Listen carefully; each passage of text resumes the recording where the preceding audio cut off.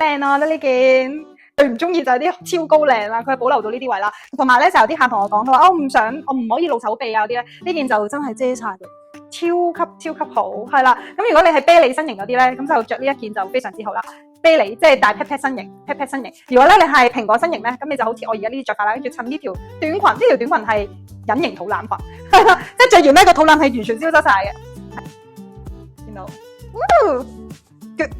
即係咧就介紹我哋而家身上呢個假兩件，係啦，佢係假兩，佢唔係真嘅，真係假兩件嘅佢係。咁假兩件咧，嗱，如果肚腩身形我係強烈推薦啦，因為如果肚腩身形佢呢啲位係鬆身啦，遮晒㗎，即係呢個啤梨你呢度嗰啲肉咧，其實佢都完全遮晒。第二咧，佢好嘅地方咧，因為佢哋係保留咗而家露頸呢啲位啦，所以咧佢睇落去咧個視覺上咧呢個位長啲咧就冇咁臃腫，冇咁大啦。呢啲位置可以拆開佢嘅，咁阿姨就拆得比較多，我就保留咗三粒嘅。咁呢件真係好襯又係襯短裙啦，或者好似阿英咁襯喇叭褲。如果你係倒三角身形，你着呢啲就好靚啦，因為個視線放咗喺呢啲位置。咁所以你哋自己衡量想要白定黑啦。呢個款咧我就做咗中碼同大碼，我着緊中嘅，阿英都着緊中碼，超白㗎，超容易襯。係阿英呢件我已經洗過，係啦，個質地上咧冇變過嘅，你摸下，係嘛？佢保留得非常之好嘅，所以咧我仲要機洗再加低溫烘乾係冇問題嘅，所以你哋放心，我已經測試咗好 OK 嘅，哇好靚咯！我覺得而家呢套，裡面呢度係後面綁繩嘅，呢度綁繩係啦，咁所以。